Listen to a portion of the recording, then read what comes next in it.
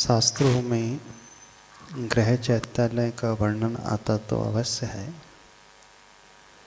लेकिन जिस विधि विधान को बतलाया गया है, जैसे क्षेत्र की शुद्धि बतलाई गई है, उसके अनुसार यदि गृह चैत्यालय नहीं होता है तो वहाँ सही इफ़ेक्ट नहीं बल्कि साइड इफ़ेक्ट्स ज़्यादा पैदा हो जाते हैं।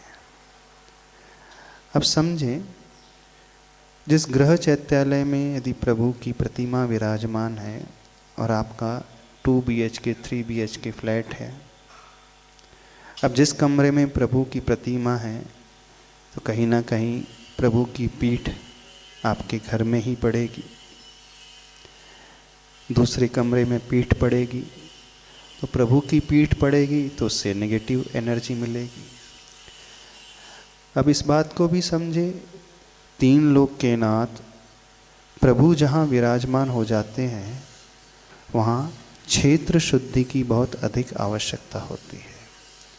क्षेत्र शुद्धि का अभिप्राय, उस जगह कोई व्यक्ति मलमूत्र का विसर्जन न करे, उस जगह शरीर की गंदगी की सफाई न करे, स्नान आदि न करे, उस जगह कपड़ों की गंदगी की सफाई न करे, उस जगह वो बर्तनों आदि की सफाई आदि न करे, उस क्षेत्र में किसी प्रकार का अशुद्ध वातावरण ना हो, वहाँ शरीर की अशुद्धि ना हो, मन की अशुद्धि ना हो, वचन की अशुद्धि ना हो, किसी भी प्रकार की अशुद्धि नहीं होना चाहिए।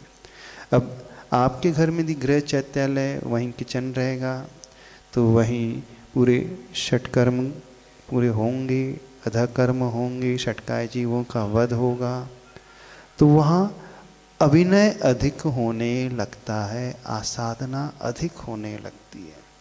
और जहाँ अभिनय अधिक होने लगेगा तो पुण्य बंध तो कम होगा, लेकिन उससे अशुभ कर्म का आश्रय बहुत अधिक होता है।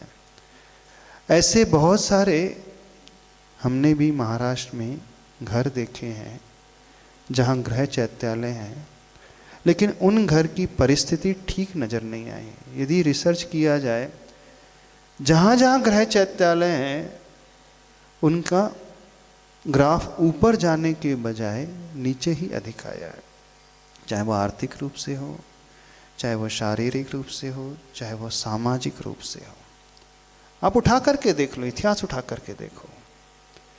गृह चैत्यालय वहाँ हो जहाँ आपका घर टोटली सेपरेट हो और जो चैत्यालय हो टोटली सेपरेट हो, कॉमन दीवार ना हो, वहीं लेट बाथ रहेंगे, वहीं किचन रहेगा, वहीं सब कुछ रहेगा, वहीं स्टोरेज रहेगा, तो इन सबसे नेगेटिव एनर्जी ज़्यादा क्रिएट होती है और सबसे बड़ी प्रभु की आसाधना होती है। तो होना तो ये चाहिए, मंदिर एक ऐसा स्थान है जो आपके घर से दूर हो, वहाँ जाकर के आप प्रभु की भक्ति, पूजा, अभिषेक आदि कर सको। और जहाँ सामाजिक मंदिर होता है, सामूहिक रूप से लोग आते हैं, उस मंदिर का वास्तु भी, उसकी विशुद्धि भी, उसकी ऊर्जा भी कई गुना अधिक होती है। तो वहाँ जा कर के आपको लाभ भी अधिक मिलेगा, वहाँ जा कर के पुण्य भी अधिक अर्जित होगा, और घर में रह कर के उसके साइड इफ़ेक्ट्स अधिक होते हैं। तो होना ये चाहिए कि आप तो ऐसा करो, अपने गृह चैत्यालय की प्रतिमा को मंदिर में विराजित कर दो। अब फिर प्रश्न उठता है कि शास्त्रों में तो वर्णन आता है, देखो पहले के घर जो होते थे बड़े फार्म हाउस की भांति होते थे, रहने का स्थान अलग, फिर बगीचा होता था, फिर एक सेपरेट स्थान होता था, बहुत बड़े बड़े स्पेस होते थे।